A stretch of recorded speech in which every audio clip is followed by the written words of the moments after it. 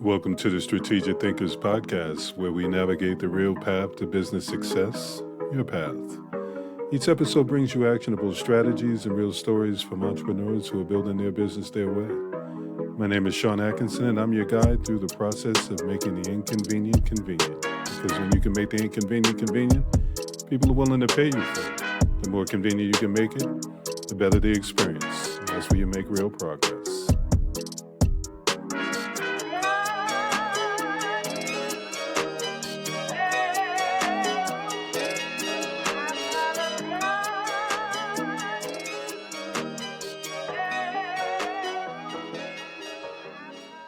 Welcome to the Strategic Thinkers Podcast. This is going to be an episode that's a little bit different. I realized I had 7 experts come in and share their insights and expertise, and this is an opportunity for me to pause and kind of put them all together and tell a story in a way that will allow people that are either just finding this podcast for the first time or people that have been listening but wasn't really sure where to take action. Some people might have seen one episode and not known that there were others that had answers to questions that they wanted to be able to get answered or experiences that they may want to learn more about. So this is an opportunity for me to package them all together and tell a story and a narrative in a way that speaks to where some people may start and how to be able to go from the starting point to being able to build up and scale their business. And then also highlight that everyone has a different starting point. So it is something where some people may be a seasoned business and what they're trying to figure out is how to scale their business or add revenue streams. And if that's the case, I would say look at Wendell Jordan's episode where we talk more about specializing in your expertise and how to outsource and collaborate to be able to drive in more revenue. Some people might have been laid off and now they find themselves trying to figure out what's next. And that is an episode where my conversation with Abby and portfolio careers would be relevant. So different people are going to be at different points in their experience and their circumstances. And I try to make sure that I covered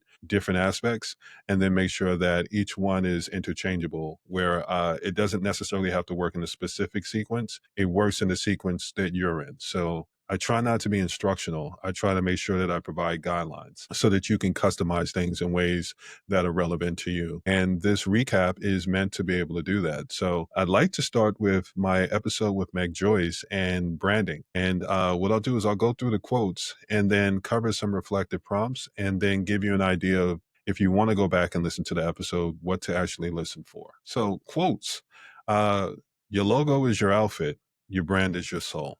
The second quote is, over 90% of purchases are based on emotional decisions. The third quote, a well-crafted brand makes you a foregone conclusion. The fourth quote, if the name gets in the way of the message, change the name. The fifth quote, there's so many people that start their business and they jump straight into marketing, but you never actually said, this is who I am. Now, I'll provide more context by asking reflection prompts. Have I built a brand or just created content around an assumption? What do people remember after they interact with my business? And is that intentional? Am I a foregone conclusion for my ideal clients? Or am I still fighting to be able to prove my value? So I'll circle back to the quotes and now that you have the questions, be able to cover those questions with a bit more context. So your logo is your outfit and your brand is your soul. Is where Meg was talking about, it's more than just logos and fonts and colors. It's about who you are. It's about making sure that you're conveying who you are, what you're about, your purpose, your passion, because going into the second quote, over 90% of purchases are based on emotional decisions. If you don't give someone something to connect with, then they're going to base their decisions on things that you may not find as flattering. The example that I gave in the episode is if you don't give someone a why that means something to them, then they may base their decision on whether they want to work with you or not on price. So that's not flattering to the business. That's not going to help you grow. It's a race to the bottom. If your competitor charges less, but you provide more and they're basing it on price, they may go with the person that charges less and have a bad experience and not get the results that they were looking for because you didn't arm them with the information that made it necessary to make you a foregone conclusion. So a well-crafted brand makes you a foregone conclusion. Explain yourself properly in a way that it makes it so that that person feels like, not only do I trust that you know what you're talking about and feel like you're a credible person, but I feel like I want to work with you because I like the way you explain it. I feel like we partner well together to get me from this challenge to the results that I'm looking for. If the name gets in the way of the message, change the name. Meg originally had her brand listed as brand therapy. Now, as much as it is therapy, coming up with a brand and building out that foundation, what she switched it to is brand alignment. Brand therapy is walking people through all the messy things that they have to sort through to be able to say, this is who I am authentically, and share the things that they're willing to share with the audience and people in general, separate the things that they're not willing to do. So there are some people that may be introverts. There are people that don't want to necessarily put as much of themselves out there for it to be scrutinized. So you have to be able to separate what you're willing to share versus what you're not willing to share. And that's part of putting together your brand. But you also have to be able to make sure that you're understanding your audience. Because if you don't understand your audience, you don't understand their pain points, their challenges, you don't understand how they're prioritizing things, it makes it hard for you. So one of the things that I conveyed was branding to me is taking what you know, taking what the audience is asking for, putting it together into messaging, and marketing is repeating it back to them and asking if they got it right. I'm paraphrasing, but that's the gist of branding and marketing. So if you take your why and you take their reason and you combine those two and you say, well, I built my business around this because I know people struggle with this.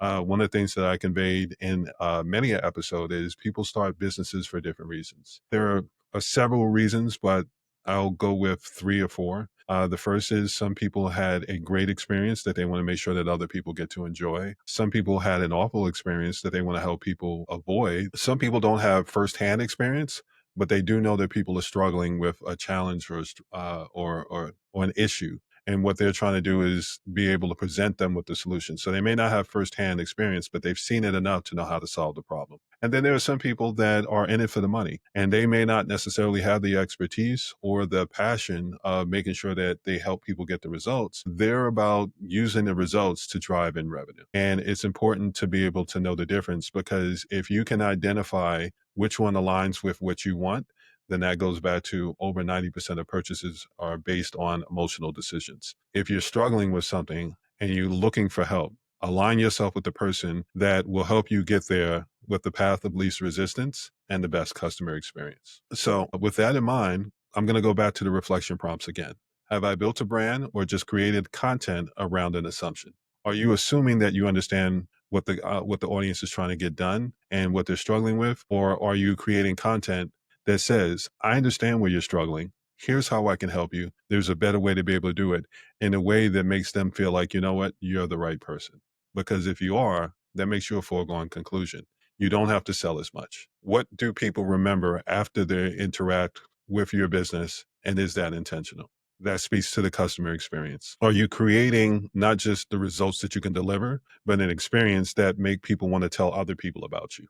Because there are a lot of people that can give you great results, but they don't necessarily make it their best experience. Sometimes you can say, for example, someone goes to a restaurant, they may have the best food, but if you have to wait an hour to be able to get seated, or you have to wait an hour to be able to get your food. Some people may love the food, but some people are hungry. If you're hungry, you're not going to sit there and wait an hour for someone to take your order and bring the food out. You're going to go someplace where you can take care of that need within the time frame that matters most to you. So it's understanding what people's priorities are and making sure that you're addressing them.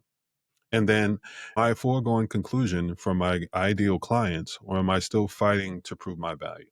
If you're putting content out there, if you put your brand together, you're doing your marketing, and you realize you still have to sell and convince people when you get them on the phone, then it means that you should probably take a look at what information that you have out there. Sometimes the effort that we know that we're putting in doesn't align with the perception of the audience. We know we're putting in a lot of effort, but if we're not explaining things in a way that makes sense to them, then we're not doing the work that we need to. So by the time we get on the phone, we're focusing more on next steps rather than trying to convince them why they should start thinking about the next steps and invest in whatever our solution is. So for that, I would say in the episode with Meg shared her 3-word exercise for uncovering brand's authentic foundation.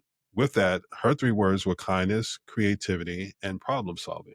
That's part of her core, who she is. So if that's something that's of interest and knowing that you want to be able to work with someone like that, then this is a great episode to find out not just about how to be able to create a brand that is authentically you, but it's also an opportunity to learn more about someone that has those personalities, has those character traits. I would say mine's are more focused on clarity, confidence, and consistency.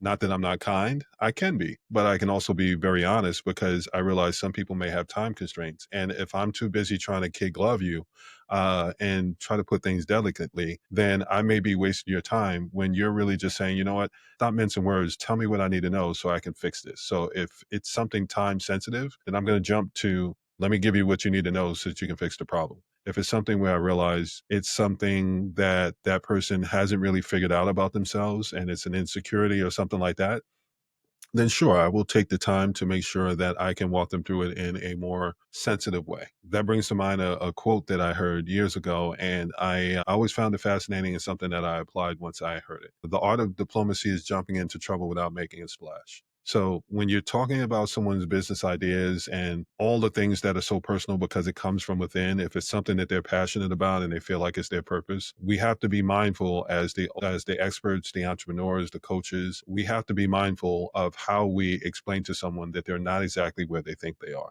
In some cases, we can't just say it like, well, you're saying this, but it's this, because it can come across as telling someone their baby's ugly. And it's a joke that we have as experts and entrepreneurs where you know that you have to be mindful of those things, but it is almost the equivalent of it because an idea is something they gave birth to. And if you look at it from that way and you know it's precious to them, telling them that is trash without putting it in a way that is encouraging and allows them to be able to see that they can improve upon it and make it everything that they want it to be is not going to be a great experience. And that experience goes back to what we were talking about of making sure that what you're doing is intentional. If you're having an interaction with someone, what do they remember? And is that intentional? Are you intentionally making sure that they have a specific type of experience or is it accidental? If it's accidental, then it means that you may get it right sometimes, you may get it wrong.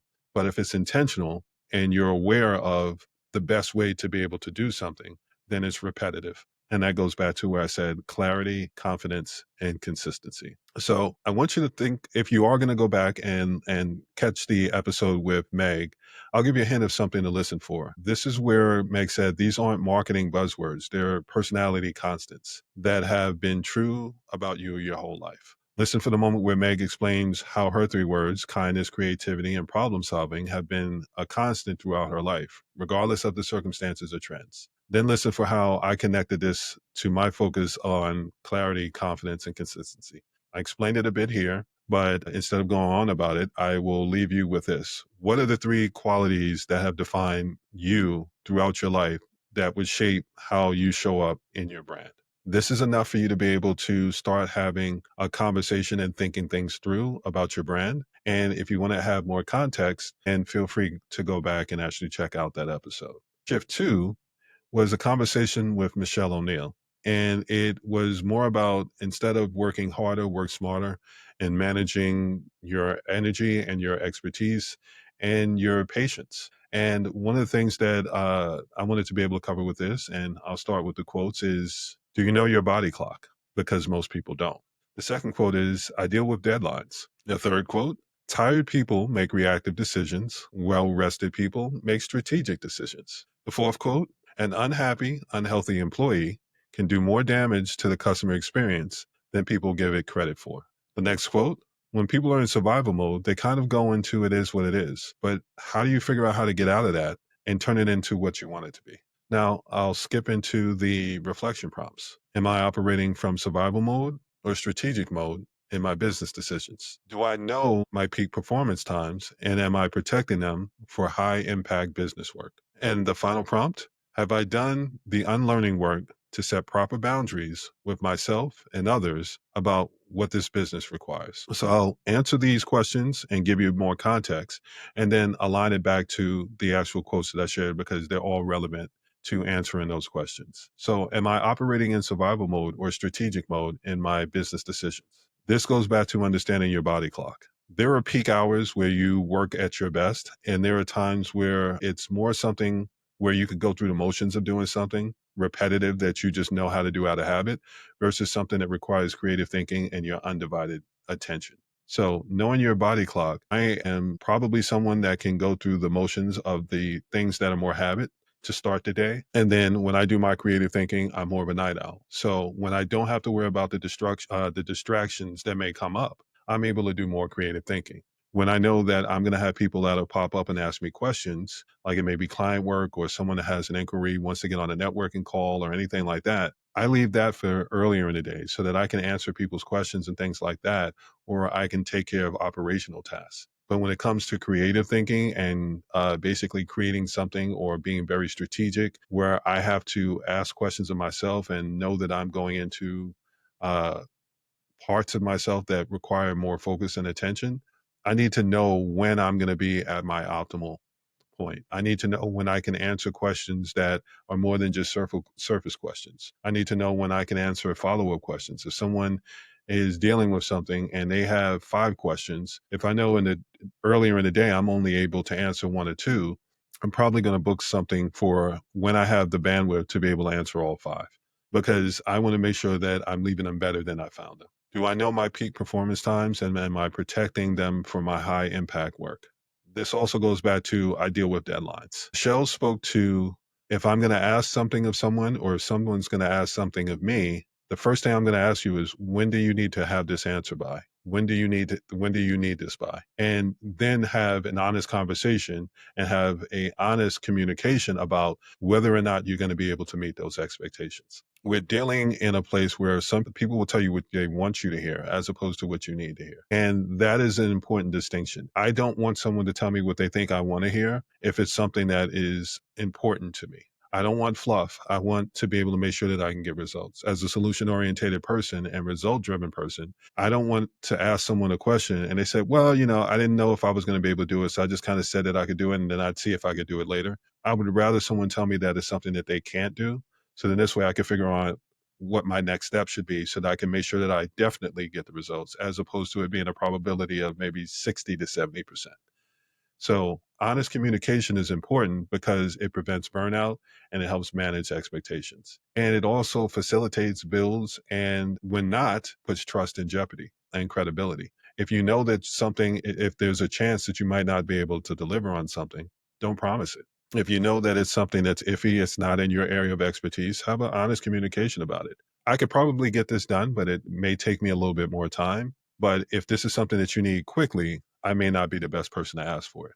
You may not win that client, but you will win their trust. So that makes you more credible. And when they do have something they need help with and they know it is your expertise, they're more likely to come back to you and ask you for your help. Tired people make reactive decisions. Well rested people make strategic decisions. If you're stressed, if you're overwhelmed, if you've got a lot of different things going on and the surrounding circumstances are not allowing you to lock in and just focus, if you know that it's just something that's important, and if you get it wrong, it's going to cost you more than you are willing to gamble or more than you're willing to lose, it's not a time to make that decision. And I'm putting this after creating a brand because you can have the business idea, but then you have to start thinking about the business opportunity and the business model. This is where you start thinking about the business opportunity. Am I in a position to be able to deliver on what it is that I think I can deliver with this business idea? Is it an opportunity or is this something I can genuinely build a business model around? Is this something that I can deliver on consistently? So, where I said my 3 words are clarity, confidence, and consistency, I want to make sure that I have enough clarity to be confident enough when I say, yes, I can deliver something, that I'll be consistent with it. What I do with my clients is I make sure that I'm empowering them so that they can do the same. When it comes to unhappy, unhealthy employees can do more damage to the customer experience than people give it credit for. We actually have to make sure that we're checking in on all the people that are involved in the things that matter to us, personally and professionally. If we are building our business around what we can do, but we know we're relying on other people to be able to deliver those results, then we have to make sure that they're in the best position to be able to deliver those results. If someone's having a rough day, I don't want to put a bunch of things on their plate when it could compromise the results, when it could compromise the customer experience. So we want to make sure that they're not unhappy, not unhealthy, because it's not just a reflection on them. If a customer has a question and they reach out to support, and that person has an attitude. Or right now, we're dealing with a lot of outsourcing where things are being sent places and people are clearly reading off of a screen instead of actually understanding the circumstances. Because I can speak from my experience as a consumer.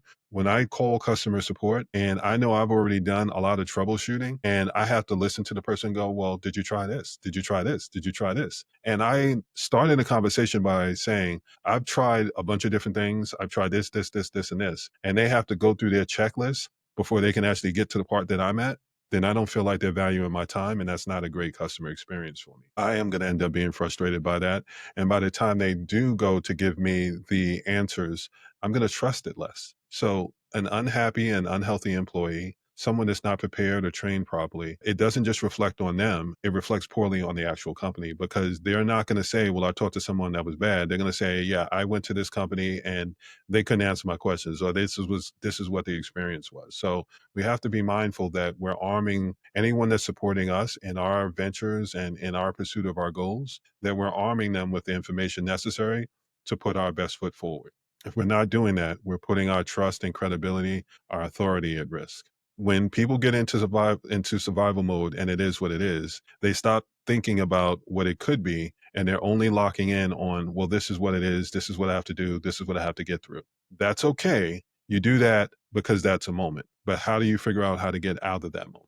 So this is where I would say take a look at the episode if you want to go back and listen to where Mischelle starts talking about unlearning stress and where to be able to put your attention. And if you're in a stressful moment, and you want to make sure that you're giving the best customer experience, this is where Mischelle talked about the doorway pause, taking a breath, centering yourself, and making sure before you take that next step, whatever it is, if it's walking through that doorway to be able to talk to a client, or in her case, it's someone that's a caregiver and they're coming in and they need to make sure that they're loving and caring to that person and they have a bedside manner, that they're able to give that person the experience that they're expecting so that that person can get the results that they need. And we're not making it about ourselves during a situation when it's supposed to be about someone else. So listen for the moment where Mischelle talks about the doorway pause technique for maintaining patience and compassion, and then how I connected that importance to not letting business stress bleed into every interaction. Because we can't bring home into work and we can't bring work home. My father used to have something where when he first came home, he would say,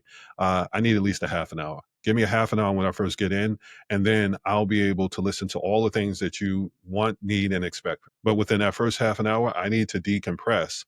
So then this way I'm able to separate where I was to from where I am now and make sure that I'm able to give that the proper level of attention. And then the final thing that I'll say with this is ask yourself, what invisible rules am I following that are exhausting me instead of energizing me and my business growth? So that episode will guide you through those things and help you with attention management. We speak about stress and we talk about the different ways of being able to manage it.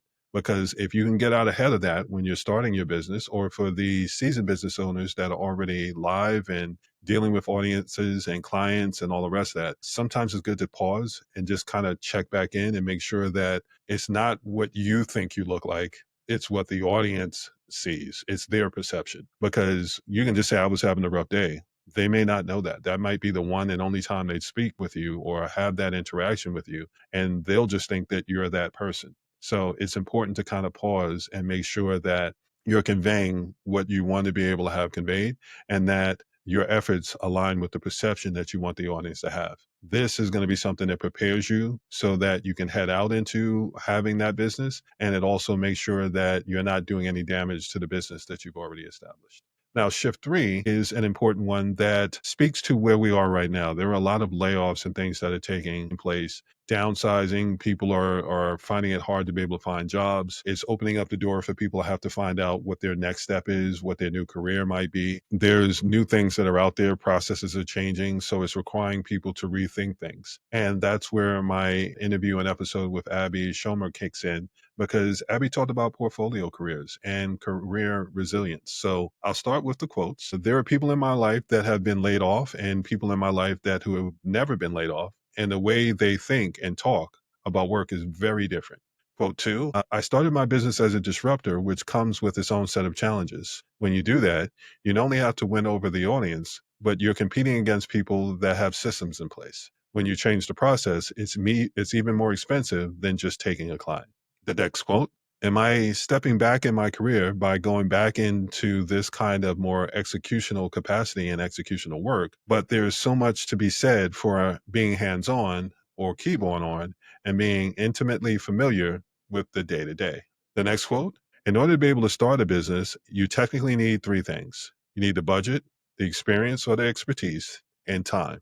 You can start with two out of the three, but to be successful, you need to have all three. The next quote would be: your network is your net worth. People are going to get jobs now through networking and through relationships. Now, I'll transition into the reflection prompts. Am I set up for disruption of layoffs or drop-offs in client work? What entrepreneurial path makes sense for where I am and my level of experience right now? How will this decision I'm making affect the people who depend on me? Am I open to more executional work and being more hands-on if I was a senior level person now venturing out on my own? Now I'll circle back to the quotes and provide more context. There are people in my life that have been laid off and people in my life who have never been laid off, and the way they think and talk about work is very different. This quote from Abby was powerful because it's true. There are some people that have been in their job for 5, 10 years.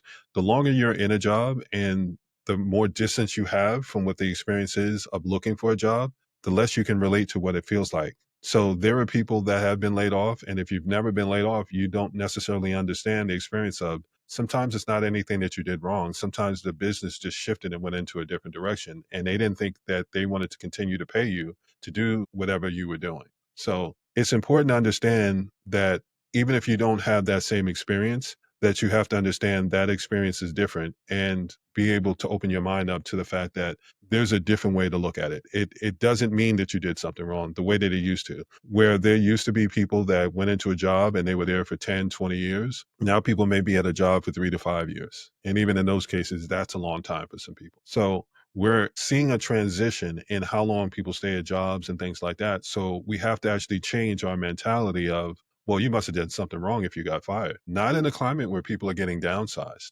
I've worked some places where people went in and they were doing their job and they were doing everything that they were supposed to do, but the business was struggling. And because the business was struggling, they couldn't afford to keep those people on. I've also worked places where people decided that they wanted to go in a different direction. And because they wanted to go in a direction that wasn't part of the specialty of that person, they decided that that person was no longer useful. When you're helping other people achieve their goals and their purpose, they get to choose who comes along for the ride. So it's important to understand, if you've never been laid off, that you ask more questions than make assumptions of the people that are in that situation. I started my business as a disruptor, which comes with its own set of challenges. When you do that, you not only have to win over the audience, but you're competing against against people that have the system in place. When you change the process, it's even more expensive than just taking a client. This was me describing what my experience was when I first started my business. There are different types of entrepreneurs. I can give you the three basic ones. There's an assimilator, where you're going into something that already exists and you're just trying to figure out how to be able to make it work. But there's the innovators, where you're creating something that never existed. And then there's the disruptors, where you're coming in and you're saying there's a better way to be able to do something. Those are people that tend to understand the process, and they've identified holes in the system and in the process. And what their task is to be able to show the audience that and be able to change a habit. Because once someone thinks that, well, this is the only way to be able to do something, it becomes a habit. It becomes that survival mode of, it is what it is. So I just got to go through that. I got to take whatever comes along with it. If someone is able to pop up and say, well, no, there's a better way to do that, there's a path of least resistance, then you have to take the time to be able to convince that person to not do something the same way and trust you enough to be able to try a new way to be able to get better results. But then you also have to compete against the people that have their whole system and business built around things being done the way that they've always been done. And if you don't take that into consideration, and the simulator has to win over the audience, they're not trying to create new habits. They're just saying, work with me instead of that person. An innovator is creating something that's never existed before. So they have their challenges. They have to be able to get people to see what it is that they see, because it never existed before. But with the disruptor, you're basically saying, I know you've been doing it this way for so long, but I'm not only going to show you a different way, I'm going to make sure that it's a better way. And if you're right, then those businesses that have that process and they built everything around that process, you're not just taking a client from them.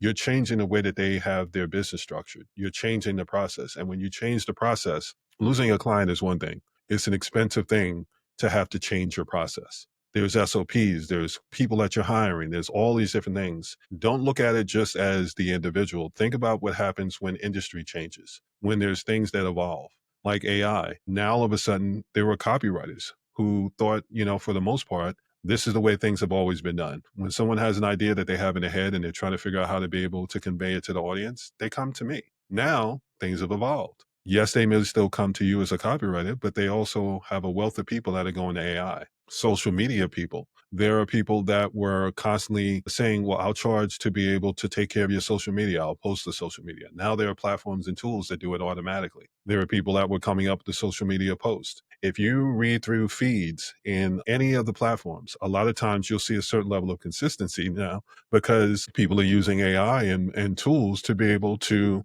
craft the content that they're putting out. So these are disruptors to what that process is. And there are people that are fighting it. If you talk to copywriters, they'll say it's ruining this content that the people are putting out. If you talk about social media posts and you look on LinkedIn, suddenly everybody's an expert. People aren't asking questions, they're giving information. There are shifts that happen, and you have to make sure that you're agile enough to be able to address those. So for me, I went in as a disruptor, which means that my timeline for success was going to be longer than it would if I just went in and did what everybody else was doing. And that's what that quote was about. Am I stepping back in my career and going back into this kind of more executional capacity? This was where Abby was saying she was working, doing campaigns, and she elevated herself within Facebook and just her expertise in general, where she switched from doing the day-to-day work and setting up line items and specific things to being a strategic person that came up with the strategies and said, well, these are the tactics and things that you'll do. But the moment she went out into her portfolio career and started working for herself and being more of a consultant, it put her in a position where it wasn't just about the strategy.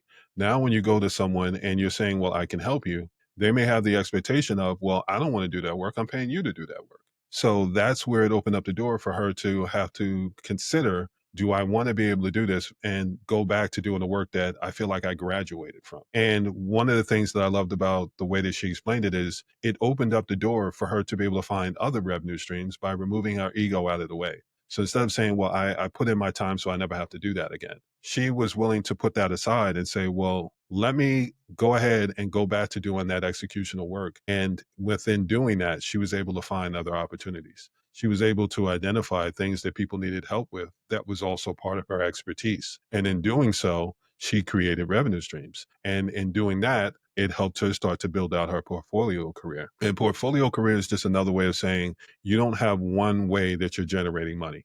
You have multiple revenue streams that you can use to be able to cover your expenses, your living expenses, and just the life that you want to be able to have. The next quote, in order to be able to start a business, you technically need to have three things. You need the budget, the experience or expertise, and time. You can start with two out of the three, but to be successful, you need to have all three. This is a quote where this is something that I call the bet framework because you're technically betting on yourself. So you can have two to three. If you have budget and time, then you can develop the expertise. If you have time and expertise, then you can technically get the budget because as you put more time in and you're building up your credibility, more people are willing to pay you. And as you generate that revenue, you generate the budget that you need to be able to have a successful business. So when thinking through your business, you want to think through, or when thinking through your business idea, you want to know what you have covered. You want to know, do I have enough expertise to be able to have someone pay me for what it is that I want to be able to do with this business? If you don't, that's okay. If you don't have the budget, that's okay. If you don't necessarily have the time, that's okay. If you've got the budget and experience, but you don't have the time, then chances are what you need to do is you need to hire someone that can take that time off your plate so that you can be more efficient. And once you have someone that can take some of the more tedious tasks off your plate, then allows you to be able to add into your budget. You can leverage your experience to be able to charge what you want to be able to charge. You'll get more clients. And then that will actually free up your time to focus on all the things that matter that move the needle for your actual business. Your network is your net worth. People are going to get jobs now through networking and through relationships. Abby gave a great point. The process of getting a job is no longer as simple as submitting a resume. Now they have AI and so many different things that are evaluating people, not so much based on what's on their resume, but by criteria that you may not even be aware of. I know there were years where I would submit jobs when I was looking, and they had people in HR and in positions that were evaluating whether or not to bring you in for an interview, but those people didn't have any expertise in the actual job. They just knew what the requirements said. But more than not, and I'm assuming that most people that are at this point that would be listening to this podcast, you know that you've gone in on jobs, read a job description, but when you actually got into the job, there was more to that than the actual job description listed. That's because the people that were looking to fill that position weren't actually the people that were doing the job. So what's happening is people aren't going through that traditional method anymore because they realize so many people, because of layoffs and things like that, instead of someone getting 50 resumes, they're now getting 500 resumes. How do you sort through all of that and still stand out and make sure that your expertise and the things that make you separate from everybody else and a great person to bring in? How do you make that stand out when you don't know what criteria they're going by? The way to be able to identify that criteria is to be able to have that networking and that relationship. A lot of decisions and jobs, a lot of decisions are made and jobs are being done before they even make it out of the room. So there are people that are temps, consultants, freelancers. They went in and they were doing the job so that they can show their expertise. And by doing it that way, that job never got posted. So people that are in a position where they're looking for a job and they're trying to figure things out, and they're saying, well, I have to go in as a full-time employee. I have to make this much money after this, after that. There's something to be said about being able to go in and give proof of concept and then being able to negotiate what people need to pay you in order to be able to get you to stay and consistently deliver those results. I built the bulk of my career off of doing consulting work. I realized I came up during an era where in advertising and marketing, women and minorities weren't really someone that got to walk in through the front door. So I realized one of the easiest ways for me to be able to work around that is go in, show that I can do the work. And once I was already doing the work and I was delivering results and helping them make the money and things that they needed to be able to make, they didn't list a job description. They just hired me and said, well, you know what? You're already doing the work. Why would we go through talking to 50 people when we already know that you can do the job and you're doing it at a level that gives us everything that we need? It's a time to rethink how things are done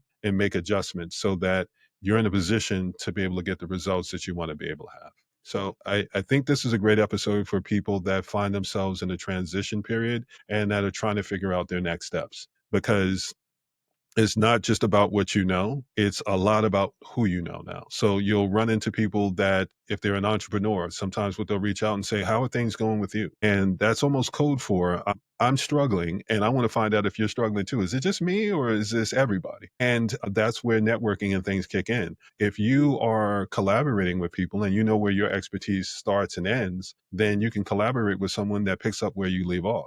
If you're doing something similar to what someone's doing and you know you do it in a way that they don't, and that's something where that person can say, well, I'm not the best fit for you, but I do know someone that probably would be a good fit. That opens you the door up for you to be able to get referrals. So, actions and takeaways for this episode. In this episode, Abby shares how she reframed potential stepbacks as learning opportunities when building her portfolio career. But when listening for this episode, I'll give you a couple of things, hints on things to listen for. It's about recognizing that hands on experience builds resilience, even when it feels like you're doing work below your previous level. So, where I talked about Abby working on more tactical things, listen for the moment where Abby talks about getting back into tactical work of running Facebook campaigns after being in strategic roles and how she realized this made her more valuable, not less. Then listen for how I connected this to understanding the full process. So you're prepared for the curves and the curveballs and things that are thrown to you, not just in entrepreneurship, but in life. Everything in life evolves. Nothing stays exactly the same. So if you're going into work and you're like, well, I'm going to be here for the next 20 years, things can happen in that business that change that trajectory. If you're saying, well, I'm going into this job and I know I'm doing a great job. Okay, well, what happens if the business takes a hit and they have to choose between you and somebody else that they feel like brings more value?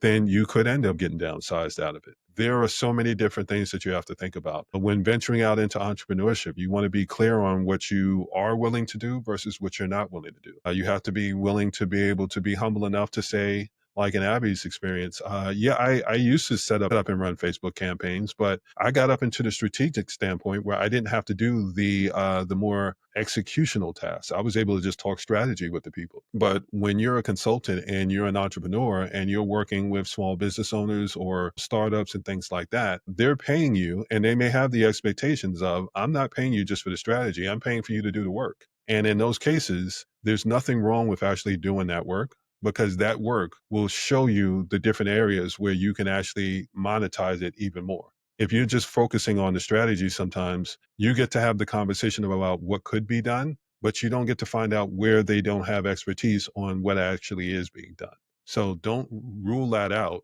and potentially cut off revenue streams by saying, well, I'm above that. Find out what you are above and what your stopping point is of, well, I can do a lot of things, but that is where I draw the line. And make sure that your business model is built around that and that wherever you draw that line, it's not something that's cutting you off from revenue streams that you may need.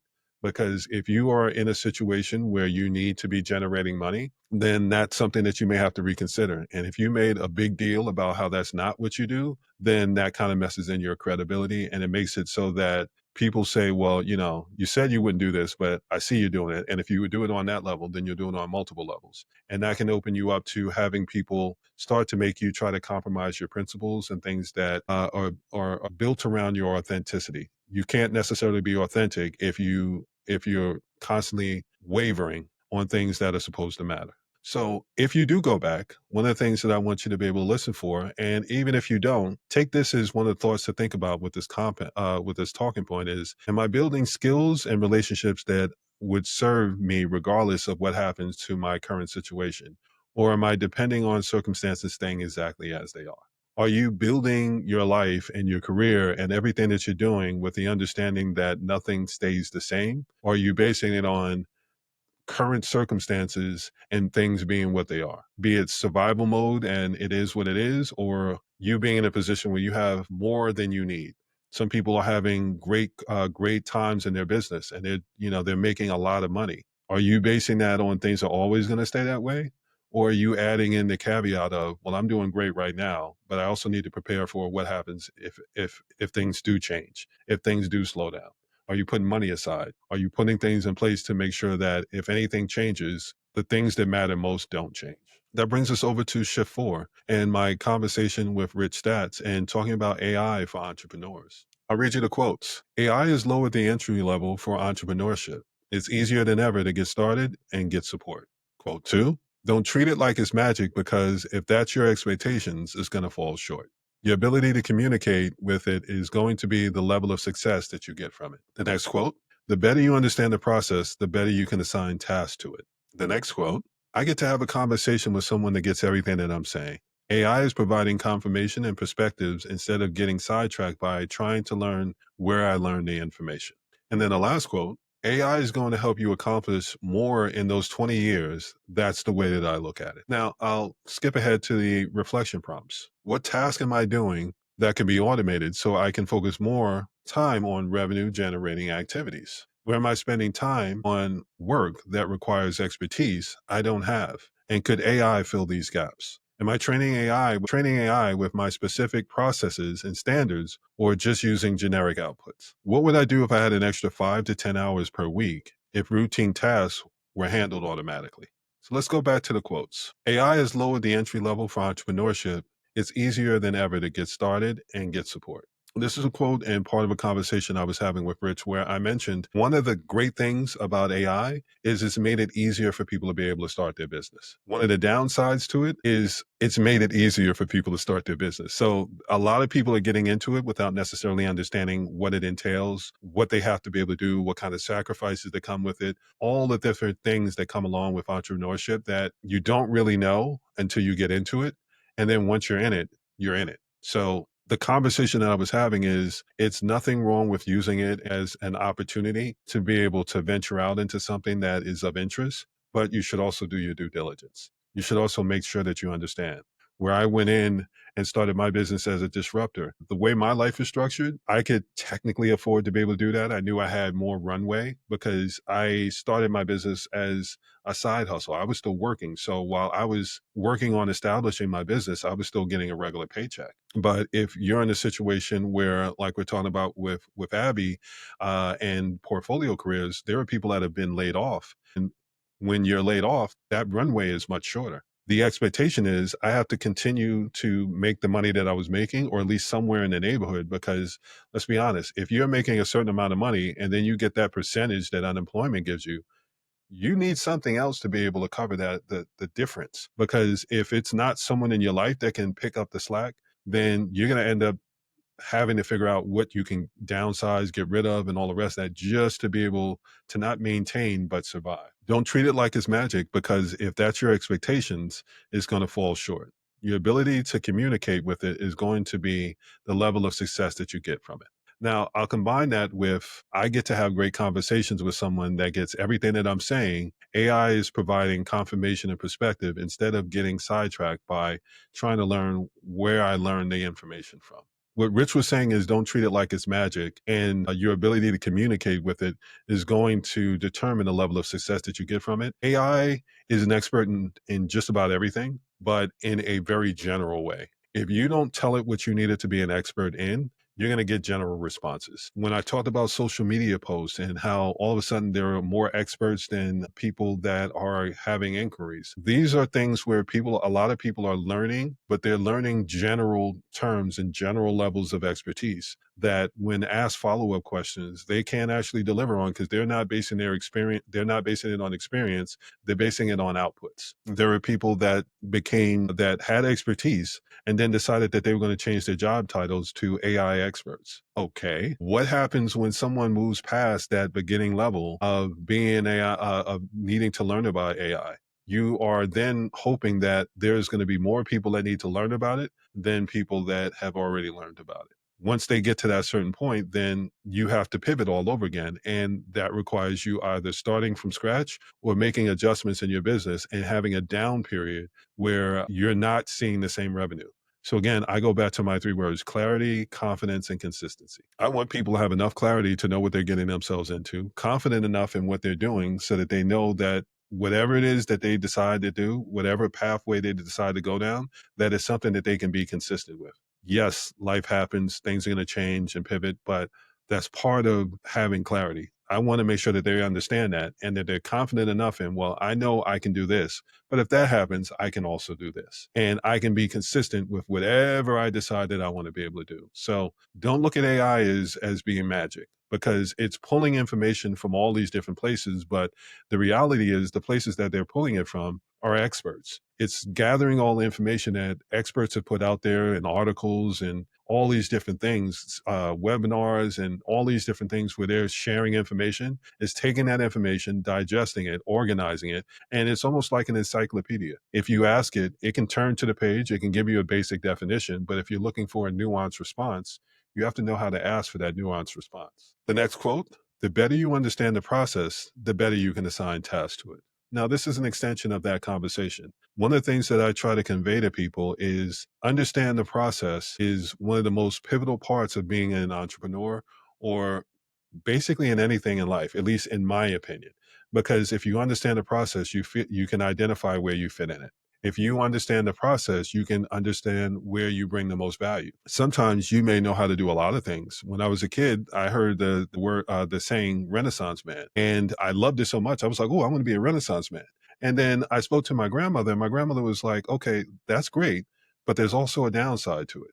There's another saying I want you to be able to know about: Jack of all trades, master of none. So you can know a lot about things and be a generalist, but if you haven't mastered anything specifically, when someone moves past needing the general information and they want something more nuanced, you're ill equipped to be able to be useful and add value.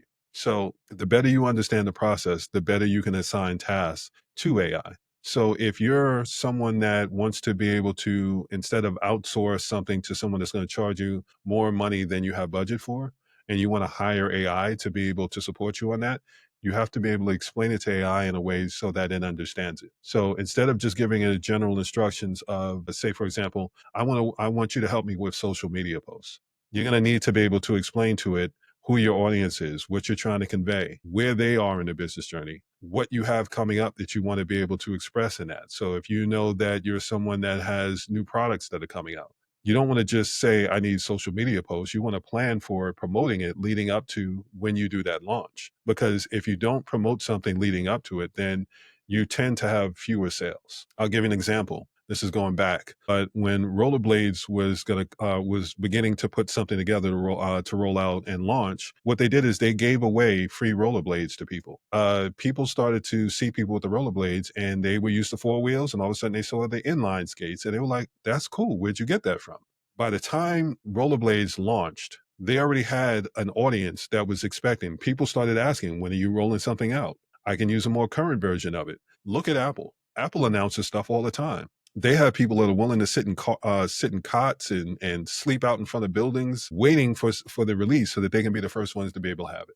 Promoting something before it launches and beta testing it and going through the process before you roll it out to the masses, it allows you to be able to not only get the initial sales and get feedback, but take that feedback, process it, and make sure that you're giving the best experience when you open it up to the full masses. So with Apple, they have early adopters. There are people that basically are volunteering to say, I want to be the first people to test something out because that audience has confirmed I'm willing to pay to make sure that when I provide my feedback, you take that feedback and you implement it into the product that you're rolling out. So someone may get a product from Apple and it's like a different generation of it. And that early adopter is in the back of their mind going, it's only as good as it is because I told them what to do to fix it. And if that's part of the experience that they want to be able to have with it, then that's a brand champion that is not only telling someone, I bought this, but here's how I help make it better. And that helps the masses feel like, okay, well, I feel safer making that investment. The same can be said when it comes to hiring AI. You want to be able to make sure that you're giving it the information so that the output that you get back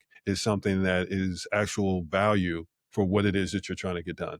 You can look through social media. You'll start to see a lot of things where people are sharing similar formats, some of the wording's the same. It's because they're using it as a generalist and they're not adding enough nuance in and giving it enough instructions to make it something that's individual, something that fits them. And what you're seeing is more things that are overlapping. So instead of people standing out, they're blending in more.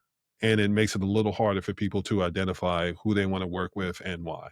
The next quote, AI is going to help people accomplish more in 20 years. And that's the way to look at it. And what Rich was saying with this is if it's going to take you 20 years to be able to do something, and AI is able to help you get it done in 5, you just freed up 15 years for you to be able to come up with new things that will allow you to be able to expand your world. When we're talking about hiring AI to be able to support you on things, one of the examples that he gave was there's a report that he was running, and it used to take him 6 hours to be able to complete it. Once he programmed AI to support him on that and he hired it like he hired an employee, he's able to get that done in 15 minutes. So something that he used to dread because he knew it was going to pull him away from the work that he needed to focus on that generated revenue, just to be able to track whether or not the work that he was doing was worth it. Now he's able to get that in 15 minutes and he runs that report all the time. Now he doesn't have to think about it. It's not something that he dreads. He gets the data and he's able to say, yes, I made these efforts. I made these tweaks. I made these things. I'm promoting this way, or I did paid advertisement with this. He's able to get the results from that, process it, digest it and go, this worked, this didn't work. And in real time, when you're talking about advertising, especially when it comes to paid ads, you have to be able to move in a much faster pace than people consider. If you're doing paid ads, I'll give Yelp or Google, Yelp or Facebook as an example. If you do something and you don't put a daily cap in and you have a budget of, $5,000, it can burn through $5,000 in a day. It can burn through $1,000 in a day. If you're doing $5,000 on something that by the time you get the results and you process it to realize that's not really what you wanted to be able to do, you just wasted $5,000. But if you're able to get the answers that you need and you put a cap in and you've only spent $500, then you've got $4,500 where you can put that towards doing things the way that's going to get you the best possible results. So it's going to help you be able to get the answers that you need and get to the destination that you're setting faster if you know how to be able to use it in a way that is advantageous towards your goal and your definition of success. So we covered the reflective prompts. What I want to be able to cover are the actions and takeaways if you do choose to go back and listen to the episode or watch the episode. I'll give you a hint of some of the things to look out for. So where I mentioned, Rich shared how he transformed a 6-hour monthly reporting into, I said 15 minutes. It was actually a 5-minute automated system using AI. I'll give you a hint for what to listen for. It wasn't about asking AI to magically do everything. It was about understanding that AI excels at writing code for tasks you already know how to do manually. So this was him talking about, it took me 6 hours. Once I trained it on how to be able to do it, it took it 5 minutes. 6 hours, 5 minutes. That time that he gets back, now he can focus more on sales. So instead of doing something that he dreaded doing, now he can actually focus on sales that allows him to be able to move the needle. It allows him to be able to generate more revenue. That allows him to be able to pay the employees that he has, and allows everything to function the way that it's supposed to. Listen for the moment Rich explains how he used AI to write Google Sheet scripts that clean data and generate reports automatically, turning a tedious monthly task into something he can run weekly for better business insights. And then my follow-up to that was, listen for how I connected this to the importance of understanding the process well enough to teach AI on how to be able to support you. Our conversation wasn't just about leveraging AI. It was also talking about how to be able to train it, how to be able to, all the different use cases. One of the things that Rich talked about was using AI to be able to help him as a personal trainer. It was, he said, one of the deepest rabbit holes he's been down, but he trained it to the point where it was able to say, okay, well, it's raining outside, so you're probably going to want to do this workout. You're trying to add weight, then you need to have this much caloric intake. You need to eat this many things or eat this much within a day. Here's some great places in the area for you to be able to meet that goal. So if you want to be able to dig into that and get more details, I would recommend checking out the AI episode with Rich Stats. And then the follow-up question, whether you go back or you just use this as the starting point for asking better questions. What's one repetitive task in business that you could teach AI to handle, freeing up more time for you to be able to work on higher value things that actually move the needle in your business? So if you could offload something to AI and have it take that task off your plate, not only what would it be, but what would it free up your time to be able to do? Okay. So let's go into the next shift. And this was my conversation with Lorrain Watson and us talking about analytics and data driven decisions. What we're talking about with this is, it's not just about data. Data is something where it's an output that says, here's the effort that you're making and here's what we see when we look at it. Let's dig into the quotes that actually give more context to that. You don't need more data, you need better questions. The next quote, the numbers don't lie, but they do whisper. You have to know to listen. The next quote, a metric without context is just noise. The next quote, I can't tell you how many entrepreneurs I speak with on a regular that talk about increasing likes on social media posts, but they're really seeking are sales. Likes are not the equivalent of sales. The next quote, clarity comes when you stop measuring everything and start measuring what matters. Here are the reflective prompts from the episode that you can either go back and listen for and get the answers, or you can start asking yourself here and start working your way through. Am I measuring outcomes that directly impact revenue or just tracking activity that feels productive? What's the one metric that would tell me if my business is actually growing versus just staying busy? Do I understand the context behind my numbers, or am I just celebrating increases without knowing why they happen? When I look at my analytics, can I identify specific actions to take, or do I just feel overwhelmed by the data? So let's circle back to the actual quotes. You don't need more data, you need better questions. Data is answers to questions that we may or may not know that we need to ask, or we may or may not even need to ask. The numbers don't lie, but they do whisper. You have to know to listen. Sometimes when we're making efforts to put things out there, connect with an audience, or whatever our goal is, we're doing it.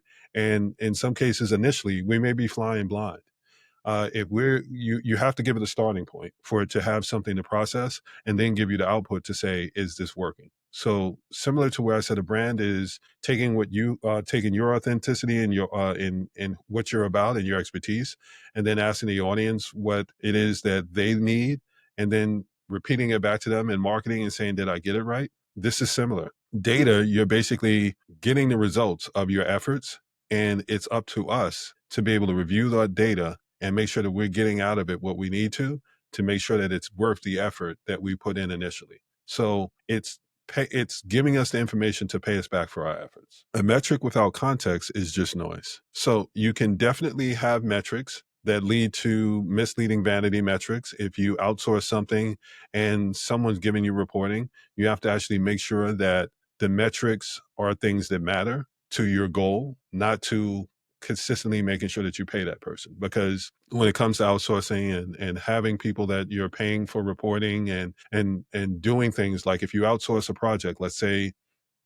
social media, and someone's saying, well, if you pay me for your social media, I'll increase your likes. Again, if your goal is to get sales, likes don't really matter. If your goal is awareness and making sure that people are aware of your product, your service, or your business, then yeah, likes may have more relevancy, but they do not equate to sales. If your goal is to be able to get sales, then you're asking different kind of questions. If you're doing paid ads to me is an introduction to an audience, and you're taking that introduction, finding out where they met that audience, and then going and having a deeper conversation with them.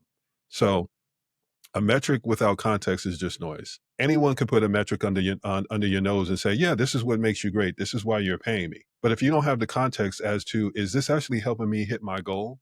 Then it's not relevant information. It's just someone telling you that here's the effort that you put out, and here's why I think it matters. That's great that it matters to them, because they may be giving you that metric to show that they're doing their job, but it's not necessarily helping you hit your goal. When I say, I can't tell you how many entrepreneurs I speak to that will say, well, I want someone to help me with social media so that I can get more likes. But after I get further into the conversation and actually ask them the follow-up questions, I'm saying, okay, so is it that you're running an awareness campaign?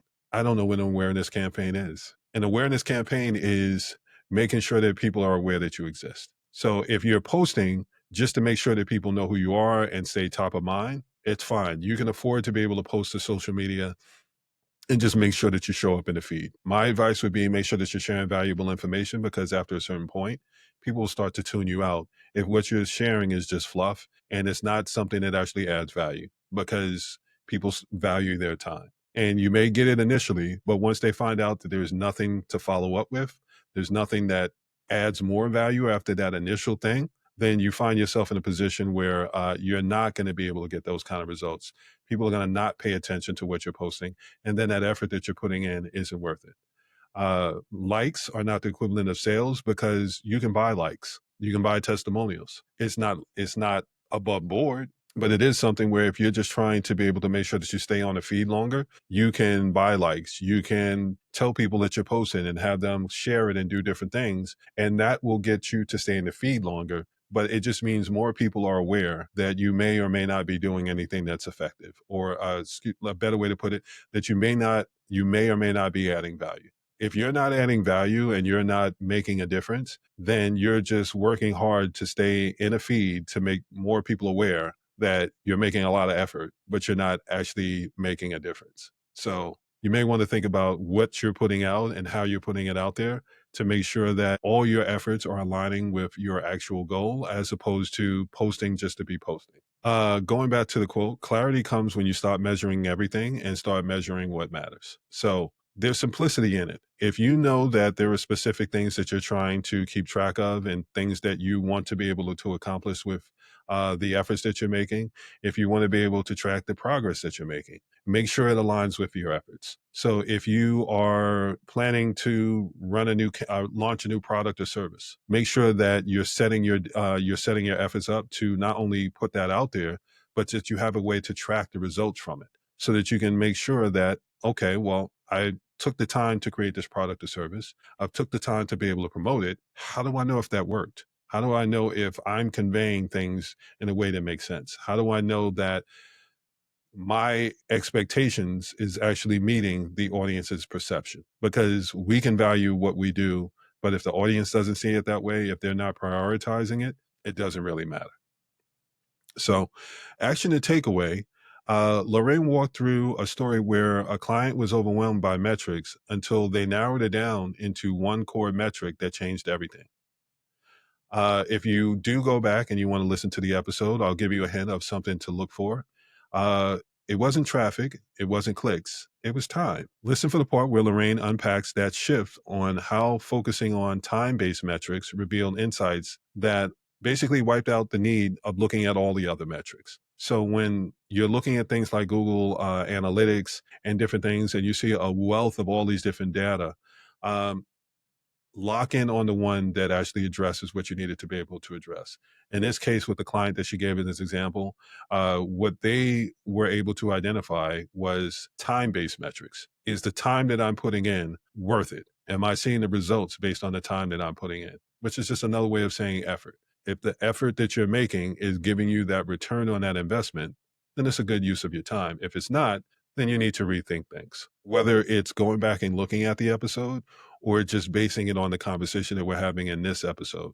The question I want you to be able to ask yourself is, what's the one number that can tell me if I'm making progress or just staying busy? The next shift is my conversation with Wendell, and it's the shift from doing things just to be doing it and worrying about an online presence.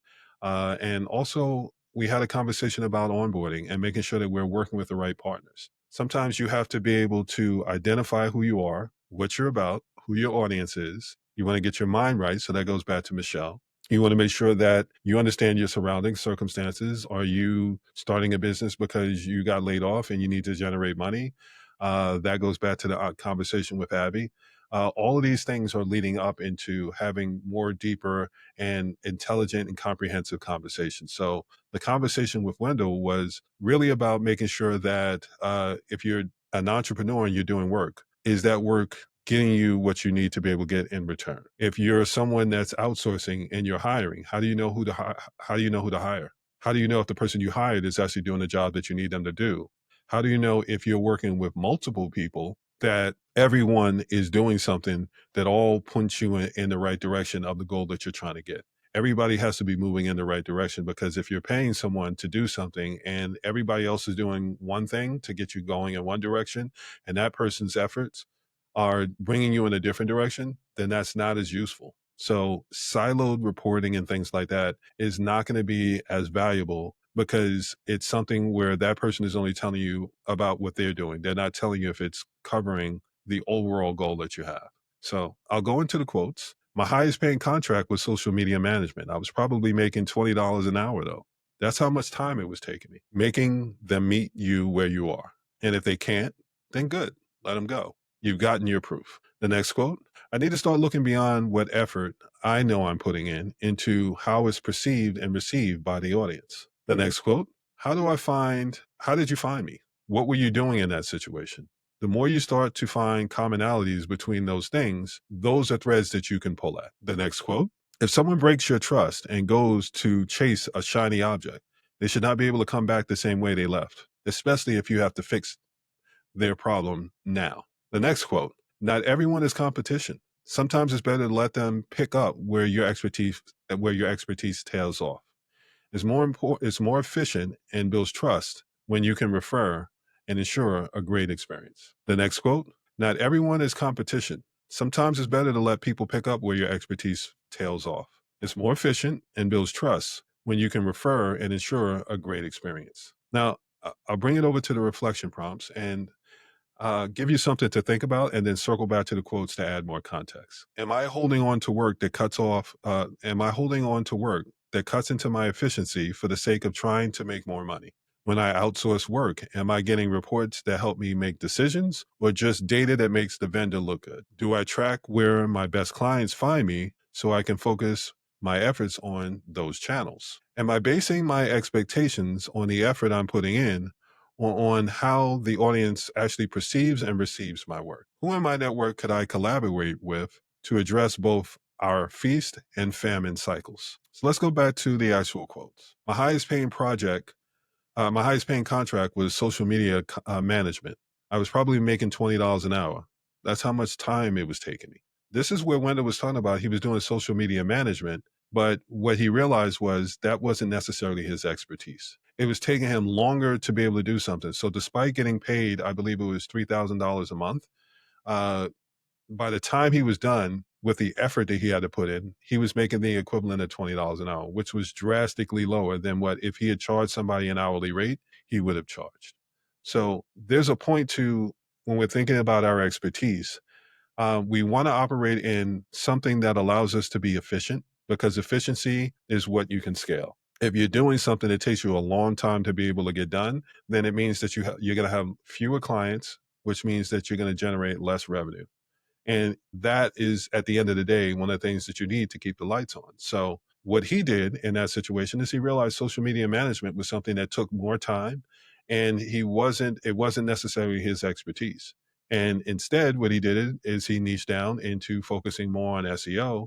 And instead of being a one stop shop, he focused on that being his expertise and what we discussed was how that opened up the door for him to do more things. Make them meet you where you are. And if they can't, then good. Let them go. You've gotten your proof. This is where Wendell was talking about understanding you shouldn't necessarily have to hire an expert and meet them where they're at. I've had conversations with people where what they knew were buzzwords. And they said, "Oh, well, I know about KPIs and ROI, and I need to make sure that somebody's getting me that." And I'll take it back to someone asking me about getting them more likes, but what they were really looking for was sales. If you have to elevate your level of understanding to be able to work with someone, that may not be the best person to partner with. What you really want to be able to do is have somebody meet you where you are. Because if you're doing the work and you're paying them, then that's twice the work, as opposed to having someone that can meet you where you are and make sure that they can bring you up to that level of expertise. Drastically different experience. So if you can meet someone where you are, if you don't feel like you have to know the jargon and they can translate industry talk and understanding of that industry that you're in, and they can break it down into something that is something that you don't have to work to understand, it allows you to be more efficient. It allows you to make better decisions. It allows you to have more clarity, which leads to more confidence, which leads to consistency. So, having someone that can meet you where you are, it's not just about finding an expert. It's about finding an expert in how to be able to explain it to you in a way that you not only understand, but empowers you to be able to make better decisions and see better results. The next quote: I need to start looking beyond what effort I know I'm putting in and start looking at how it's received. This was a quote where I was talking about I started using a social media tracker, so it would give me mentions. I want to say it's brand mentions, and what it would do is anytime someone would mention me in a social media post, I wanted to know about it, good, bad, or indifferent. So I knew I was putting a lot of effort out. I had a bunch of articles. I was doing a bunch of different things, and it humbled me because what I realized was I was putting all that effort into putting that content out, but what I was looking at is the effort that I put in. What I wasn't looking at is how that content was being received. So where I talked about understanding where people's starting point is, what I'm talking about is I got a very early start in entrepreneurship. I got a very early start in understanding advertising and marketing. So my starting point and my understanding of where people's starting point is drastically different than someone that is just entering into the industry. I got my introduction to advertising and marketing when I was about 6, 7 years old. I was surrounded by experts, so I got to ask questions and get feedback and all the rest of those things. Uh, I had access to resources that other people didn't have. So when I think back to, well, what was my starting point? I have to remember that it's a different circumstance. It's a different situation. I had to curtail my business to be able to go, my starting point isn't everybody else's. I'm in year 7. I'm just getting really to the point where I can say, oh, you have a business idea? Okay, I can help you from the point of having a business idea and get you up to the point where you're able to scale to 6 figures and beyond and help them all the way through that whole process. But that took time. And I had to make sure that my understanding and my expertise aligned with what the audience actually needed.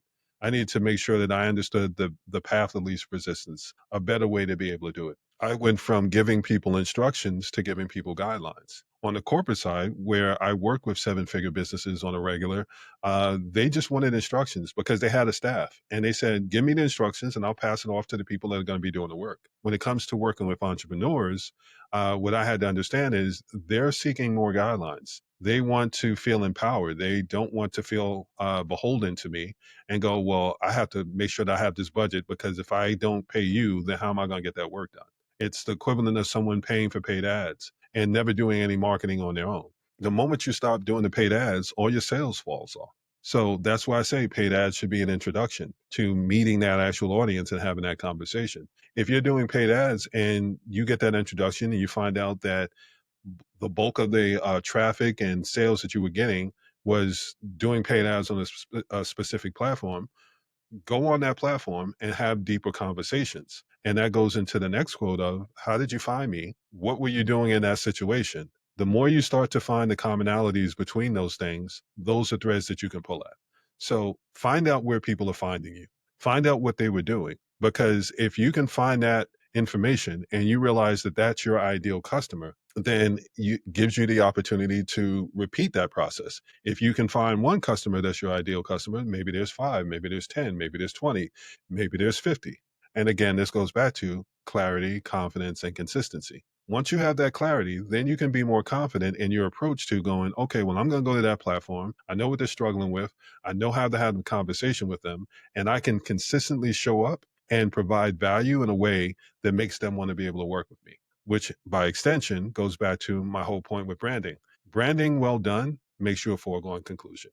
When you put in all this work as the foundation and you go to have that conversation with someone and you already show that you understand what they're struggling with, you understand the challenges that they're having, you understand how much they're willing to pay to solve the problem, how much they prioritize it, you're removing all the objections that they may have. And by the time you go to have that conversation, uh, it's really something where it's not a matter of should I work with you, it's how can I work with you? And that's going to be the significant difference. The next quote: if someone breaks your trust and goes to chase a shiny object, they should not be able to come back the same way they left, especially if you have to fix their problems now. This was an example of Wendell mentioning that he had a client. And if you're an entrepreneur and you're doing anything for a certain amount of time, you'll realize that there are people that will show up and they'll try to poach your client.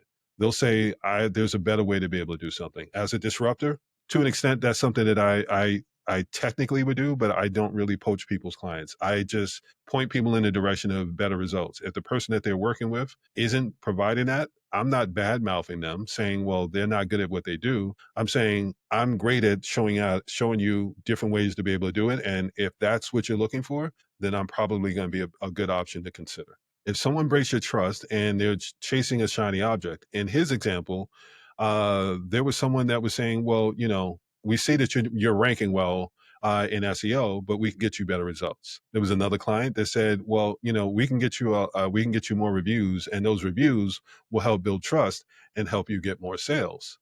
Uh, Here's the problem. The people that were saying that they were going to get more reviews, they weren't saying they were going to get more reviews from existing clients. They just said they were going to get more reviews. How are you getting reviews from people that weren't actually clients? When you post fake reviews, eventually those catch up. And what happens if someone says, well, I'd like to get a reference. Can you put me in contact with that person? You're not really going to be able to do that. Let's also look at social media. One of the things that I express to people is, yes, you can buy followers. Yes, you can buy likes. But if the moment you start paying for that, the moment you start paying for those likes, your engagement goes all the way down. So if someone sees that you had 100 and 200 likes, and then all of a sudden you have one or two, that looks a little suspect. If someone sees that you have 200 followers, 1,000 followers, however many followers you end up buying, but every time you post something, there's only one or two likes, that looks suspect. So you want to be mindful of the shiny things that people pop up that show up as a shortcut. There are the people that call themselves gurus and they say, I'll show you how to make seven figures. If you're at the point where you're only making 2 and 3 figures, focusing on how to make seven figures isn't really a good use of your time because you're skipping over 3, 4, 5, 6. You have to figure out how to be able to cover those steps, because even if they could get you to seven figures, they're not showing you how to be able to stay there. And if at any point you fail, you go from seven figures back to your starting point of 2 and 3. So it's important to be mindful of who you partner with and where you are in your journey to make sure that if we think about the 3 steps forward, 2 steps back, it's okay to go 3 steps forward and 2 steps back as long as it's not 4 steps back or 5 steps back. It means that you're learning as you go and you never really go back to starting completely from scratch. You establish more of a foundation every single time you level up. So by the time you get to a point where, yes, you may fail with something, it's a learning moment as opposed to something that's devastating to you. The next quote: not everyone is competition. Sometimes it's better to let them pick up where your expertise tails off. It's more efficient and builds trust when you refer and ensure a great experience. So I've talked about a great customer experience before. I've talked about making sure that that you prioritize that as something that matters just as much as the results that you can deliver. Because again, if you're able to deliver great results, but the customer experience is awful, that's still going to be a reason for people to have objections as to why they don't want to work with you. And it's really hard to overcome. So put just as much effort and energy into making sure that someone has a great experience. And sometimes that means knowing where your expertise starts and stops. I can give you an example. When I first started out, I was doing agency and record. So I would be the go-to for if a vendor wants to reach out and work with you, I would be the go-between.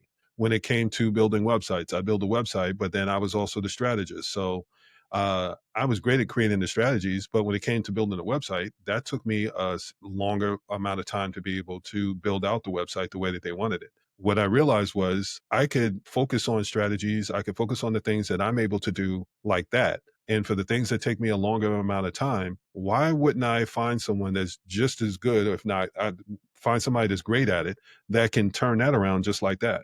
Because if I can turn something that takes 6 hours and turn it into an hour and refer that person, I'm creating a good customer experience. I'm creating a great customer experience. I'm creating something so that when someone says, "Oh, yeah, I realized when I talked to you, you said you had a business idea." Next thing I know, your business is up and running. How did that happen? Well, first, I met Sean. I told him I had a business idea. He walked me through how to set everything up. And then when it came to build out the website, he introduced me to somebody, and that person was able to basically work seamlessly with everything that he told me. And I was able to get my website up much faster, and it didn't take me a lot of time. That is a much better customer experience than me walking someone through and struggling through the process and making it frustrating for them. Where if I'm asking them for content and my expertise is in writing content, then I'm asking them to give me answers to things that they don't have the answer to. Maybe it would be better if I invited someone in that can say, okay, well, based on what your goals are and based on everything that we know about your brand messaging and everything else, here's the best way to be able to relay that to that audience. There are people that instead of having that level of humility and saying, you know what, I'm going to go ahead and make sure that I put my focus on making sure that I know people that I can refer them to, they want to focus on going, well, if I let them go, they may never come back and I won't get that money back. In the time you spent working on that one client, you could have had 5 or 10 other clients and charged them all the premium that you know that you want to be able to get paid instead of getting paid once, it being an exhausting experience, one that you don't enjoy, one that the customer doesn't enjoy. And then you end up losing that client anyway. So, something to think about. It's not just about online presence and making sure that you're doing everything that you're supposed to be doing. When you hear about these best practices, when you hear about like 5 steps, 10 steps to do things, you're not the only person that's seeing that. Chances are hundreds, thousands of other people have saw it.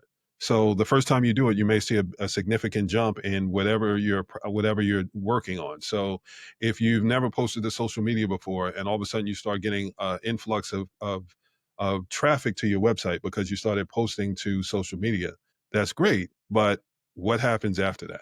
After that initial push? It's not always going to stay at that level. You have to figure out what comes next. Okay, well, now people can find me on social media. How do I make sure that now that they can find me, that the information that I'm sharing is valuable enough for them to keep coming back and looking for me? You want to make sure that you're thinking that through. So, action and takeaway from this episode is where Wendell shared how his RV client learned the hard way about chasing cheap alternatives that promise shortcuts. I'll give you a hint of what to listen for. The client went from ranking in the top 10 back down to the 60s when they switched providers, and then had to pay more to get back to where they were when they started.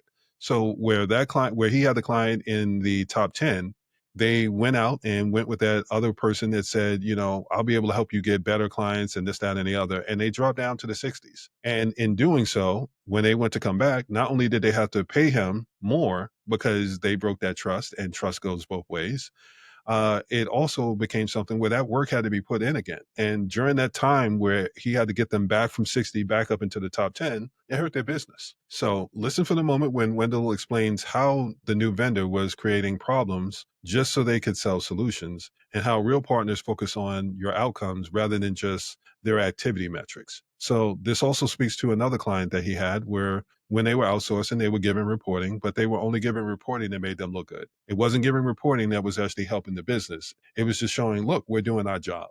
And he got to sit in and see what that reporting was like and actually be someone that was serving as kind of like a coach to say, you should probably ask them these questions. Or if you don't feel comfortable, I can get on the phone and ask them the follow-up questions to make sure that everything that you're paying them to do is actually working towards the goal of your definition of success. So that would be another thing that I would say to listen for, because that's really important when you're someone that is spending your budget and you're partnering with people that you're outsourcing to. You have to make sure that, especially if it's something that's reoccurring, where you're paying them consistently month after month, that everything that they're doing isn't about making sure that they keep you as a customer, but that they're empowering you to get done what you're setting out to get done. So whether you go back and actually watch that episode, or you just take this information and figure out how it aligns with where you are in your business journey, I want you to be able to ask this question.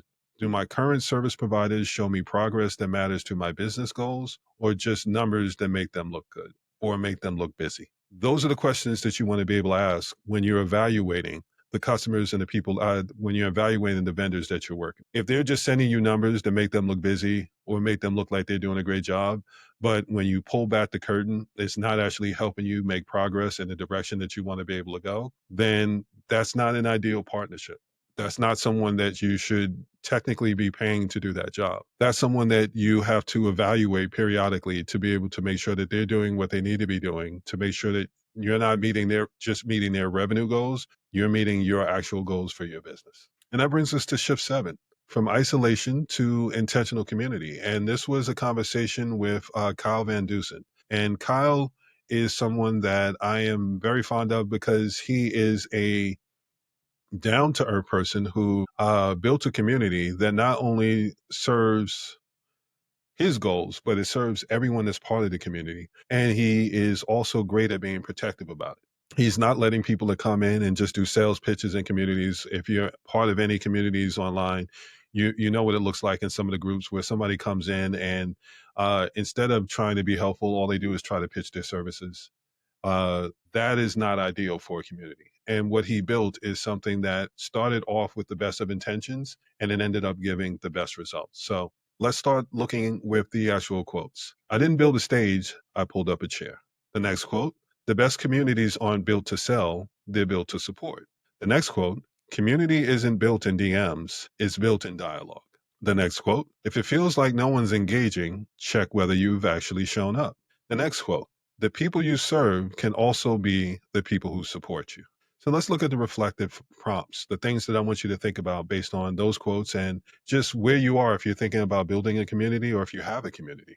Am I trying to build an audience to broadcast to or a community to engage with? Do I show up constantly to add value or only when I need something from my network? What would my business look like if I had a group of peers who genuinely wanted to see me succeed? Am I positioning myself as the expert on stage or as a valuable member of the community? So let's go back to the quotes and add a little bit more context to it. I didn't build a stage, I pulled up a chair. One of the things that is great about the admin bar and the community that Kyle built is the starting point. It started with the best of intentions and it continued on from there. So the community started where he was saying, well, here's some of the things that I'm struggling with. And he spoke to someone else and they were like, here's the things I'm struggling with. So they were exchanging notes and going, okay, well, now that you told me that, I know how to do this better. And now that you told me that, I know how to do that better. And they said, well, if it's working out well with 2 of us, then it would work that way with 20 of us. And they built a community. And because they built it with that in mind, it's something that adds value to everyone that gets to be part of it, because it's not built on people building a community for a number of reasons. Some people build a community, and I'll tie this into the next quote, the best communities aren't built to sell, they're built to support. There are people that build a community so that they have someone to sell to. There are people that build a community so that they can build their list, which again is just another way of having someone that you can sell to. There are people that build a community so that they can have their best customers be their customer support team. If you're someone that deals with a lot of support tickets or feel like you have to answer questions, one, you should probably figure out what kind of training you're giving, because it means that it's not doing as well as you think it is. And two, if you're building that community so that you can have those people explain it for you, that makes them the experts and approachable, but it also puts distance between you and those actual clients that you have. So in some cases, it can backfire. because if you're putting that level of distance, then you don't know what they're struggling with, and then you're missing out on the opportunity of identifying new products and services that you can roll out. So Kyle didn't just build himself up as an expert. He didn't put himself on the stage. What he did is he said, "I'm among you. I'm not looking to be the leader. I'm looking to learn the same way that you are." So when he runs into a problem, he posts and people respond to it. One of the other advantages, and moving into the next quote, community isn't built in DMs, it's built in dialogue. The way that he has things set up is it's not a community for people to go in and do their pitches. But a byproduct of that is when people post their challenges and struggles and the things that they're looking at, the people that do know how to be able to solve those problems go in and add value. They say, okay, well, I've been there before and this is what I ran into. And when that ends up being something that's valuable, people remember that. So the next time somebody posts something and they're trying to get answers, they say, you know who the best person to speak to? Kyle. Or the best person to speak to? Sean. Or the best person to speak to? So and so. And instead of you having to do that pitch, you just got a referral. You got someone that volunteered that information. And let's be honest, anyone can brag on themselves. But when you hear it from somebody else bragging on you, when someone else is speaking your name in a room or a conversation or a post that you're not in, and they tag you to come in, it has a whole lot more value. And it leads with a level of authority and credibility that you didn't have to build up. They built it up for you. It made that person a brand champion, speaking your name into existence and giving you that opportunity to be able to show value and actually make a difference. The next quote, if it feels like no one's engaging, check whether you've actually shown up. One of the really cool things that Kyle did was he didn't just post things like he was on stage. And, sometimes people will post information and insights and things like that, but they're not actually doing any follow up. It's giving someone instructions, it's giving them information, but it's not making sure that they know what to do with it. I've been guilty of it myself. One of the first things I did is after I had that conversation with Kyle, I took a look at all the posts and things that I was putting into the communities that I have. Facebook, it takes a village. LinkedIn, it takes a village. I stopped giving information and instructions and start focusing on guidelines, start focusing on having more conversations. And one of the things that he looked at was instead of saying, what are you struggling with? He said, what do you find you're being successful at? People are less likely to have conversations about their struggles and insecurities because you're opening it up for the world to judge you on it. But when you talk about people's successes, people will say, well, here's one of the things that I was really good at, or here's some great results that I saw. And it leads to the follow-up question of, well, I tried that before and it didn't work for me. What did you do differently? And then that's where you get to have that same conversation, but the trigger point to start the conversation was something positive as opposed to negative. It was something that encouraged people to leave comments and engage with, as opposed to something that was going to tap into their insecurities. So really smart what Kyle did. And what he said he did is he put together an Excel sheet and he kept track of what worked well, what didn't work well. And whenever he wanted to be able to drive up engagement and make sure that people were seeing value, he tapped into those questions and he looked at, okay, well, how do I rephrase this or apply it to a different talking point, but allow it to still have that same effect? And that not only helped him be able to add value to the community, it helped people get referrals, and it helped the community become something where it grew to the point where I want to say he's at least 11,000 people in the group. And it went from him having to do client work to now the community actually help support his lifestyle and everything that he's doing. The last quote, and this ties into it, is the people you serve can also be the people who support you. Because Kyle did such a great job with building the community and continues to make sure that the community holds up a certain standard, people are grateful. People like myself, when I went in and he helped walk me through building websites and he helped me identify probably shouldn't be building websites. You're a strategist. Why aren't you working on the strategies? I was part of a group and called the table, and there were web designers and people doing different things. And when they talked about uh, the delays that they have when they ask people for content so that they can add it to the website. My comment was, oh, well, all you have to do is ask them this. And if you do this, then you can be able to trigger that result so that you can get the content faster. And their thing is, if you know how to be able to get that information from them, why don't you do that? You're talking about how you don't really enjoy doing the websites and making the logo and font bigger and adding boxes here and doing things like that. Why don't you do the things that you actually enjoy that you didn't seem like you had to work for it? You were able to come up with those answers really quickly. And then that allowed me to remove myself from the web design process as far as building a website and focus on making sure that I gave the audience everything that they needed to be able to give it to the web designer and get the projects done faster. And then there's also the aspect of, if when it comes to getting quotes for a website, and this will be helpful to some people that are just starting their business or looking at revamping their website. If you're paying someone to build a website, the more you come in with, the less you're going to get charged. Yes, some people are going to have their standard practice of this is how much I charge, but there's also a additional fee that comes along with when somebody realizes this is going to be a lot of work. If someone's asking you, okay, well, you want to build a website, who's your audience? Is this something where it's more of an information website where you just need to post information, but you're really doing a transaction someplace else? Or is it something where you're actually doing those transactions and it's more of an e-commerce type site? If they can't answer that question, then that person knows I'm gonna have to work hard to pull this information out of you to get this project done. Because it's going to take me longer to get it done, I have to charge you more, because if you were someone where I could just get those answers quickly and I could finish this project in a faster amount of time, I don't need to charge you as much because I'll have time to get two other clients in that time. So the more prepared you are going into these projects, the more affordable it can be able to get them completed. So I learned that by being part of that community. And I was able to take that and make adjustments within my business. And that allowed me to be able to focus on things that I enjoy doing. So I actually enjoy the work a lot more than I did when I was just focusing on websites or doing all in one stop shop type things where, yes, I knew how to do certain things and I was good at it, but I wasn't great at it. And it took me extra time to get it done. Now I can work on stuff where I can turn around a lot faster. When I do podcast episodes and I have a guest come on, I can create a framework that says, here's how to take action on all the things that we talked about on the podcast. It doesn't take me as long to put something like that together. I can put that together and put that in a guest package, give it to the person to say, I created an article that summarizes what we discussed.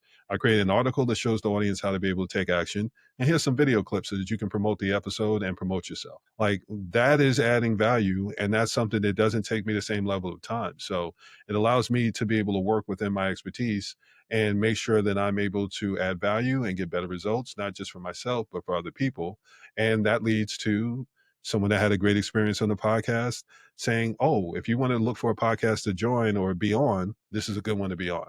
If you want a podcast that shows you how to be able to build your brand, this one was pretty good because not only did they bring an expert on, they just did a summary recap that said, if you didn't understand it, here's a little more context. Or if you're just finding me and this is the first episode that you've ever seen, I'm giving you information so that you know what to go back to and listen for in that original episode. So it's not just about creating content, it's about creating value and creating the path of least resistance. It's about showing people that there's a better way to do something. And once they find that better way, they're more motivated to want to take action. They're more motivated to prioritize it because they're not dreading the process. So uh, I wanted to make sure that I covered that. And as far as the action and takeaway with this episode with Kyle, uh, I'll give you a hint of what to listen for. This was where Kyle said it wasn't about creating content that showcased his expertise. It was about creating conversations that highlighted others' successes and insights, which I covered. Instead of saying, "What are you struggling with?" What do you find you're being successful with? And within those comments, you start to find people say, "Well, how were you able to accomplish that?" And it accomplished the same goal as asking about the struggles, but it didn't have that negative connotation to it. So listen for the moment that Kyle explains how shifting from what's your biggest struggle to asking what's working. So listen for the moment. Kyle explains how shifting from what's your biggest struggle to asking what's working create a completely different dynamic in his community. Then listen for how his approach naturally led to referrals and opportunities without any direct selling. So those are the things that I've already covered, but if you listen, you can get more context, and it's not hearing it from me because I'm explaining it in my way, but Kyle is the one that actually did it. So he would be able to explain it in a way that makes a lot more sense. If I'm honest, I am still leveraging that expertise and putting it into play. So I can explain it based on my understanding, but hearing it from Kyle is going to allow you to be able to get your version of the understanding and not just listen to mine. And then if you go back or if you don't, and you just want to be able to ask yourself that final question here, what's one way I can create a space for real connection this week, even without a large audience? So it can be via putting out a social media post, covering something that you know people are struggling with and a challenge, and you see that it's something that's kind of going unaddressed. or it may be addressed and you saw that people put something out and it didn't really cover things for a specific group of people. So, for example, this podcast is more focused on helping people get to six figures and exceeding six figures than focusing on people generating seven figures. There's plenty of podcasts out there where people talking about, here's how I made seven figures. I get people that reach out and ask to be guests and they want to talk about seven figures, and I deny them because I don't think that's valuable to the audience that I'm trying to help. So with that, I hope this empowers you to be able to either take action now or go back and listen to the other episodes and identify what's meaningful to you now, and then go back later and listen to what's meaningful later. Just because something isn't relevant to you today doesn't mean it won't be relevant to you tomorrow. I love listening to podcasts and webinars and doing my research because it's all based on my level of understanding and my surrounding circumstances. I know that there are times where I know what I'm dealing with now. And because I'm dealing with this, I can't focus on those other things. But once I move some of the challenges and struggles I have now out of the way, it frees me up to where I can focus and learn about other things that I may have seen once and I heard it one way. But when I go back and listen, because I have a different level of experience, I can apply that experience to the insights that they're sharing and then actually do something with it that's more meaningful. So that was one of the main reasons why I wanted to do this recap. I wanted to make sure that the content and the expertise that was shared wasn't being lost.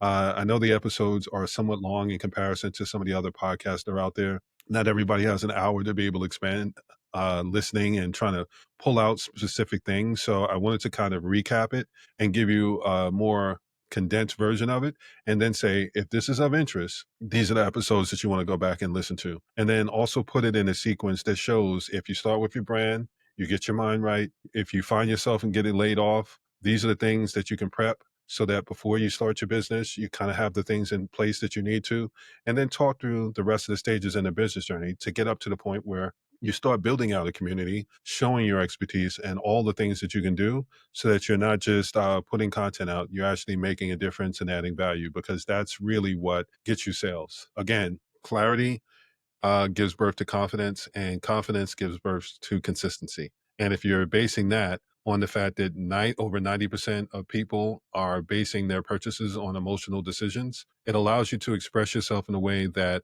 allows you to make that connection. And that will get you to sales. That will get people coming back consistently, which leads to brand champions, which leads to more people, allow you to scale. And it can take you from someone that has a business idea to a business opportunity, to a business model, to a business plan, to a business, to going from not generating revenue to getting up to six figures or whatever your definition of success is. So I hope you found this helpful. And yeah, I will pick back up on episodes going forward, but I wanted to kind of pump the brakes and just make sure that I made sure that you had the opportunity to soak in the information that's already out there before just continuing to give more information. It's important for you to be able to know what pieces to pull so that you learn how to be able to customize it to yourself, because there's nothing but information out there, but there's not enough information that tells you how to be able to apply it to your situation and your circumstances. So again, I hope you found this helpful. Like, share, and subscribe. And thank you for checking out the Strategic Thinkers podcast. I'll see you next time. Thank you for tuning in to the Strategic Thinkers podcast. Remember, when you can make the inconvenient convenient, people are willing to pay you for the experience. The better the experience, the more they'll not only pay you, but help others pay you. Serving as brand champions. My name is M Atkinson, and I'm wishing you well on your journey to your definition of success. If you find this podcast interesting, helpful, worth a listen, like, share, and subscribe. Leave a positive review so people know to check it out, and I'll see you next time.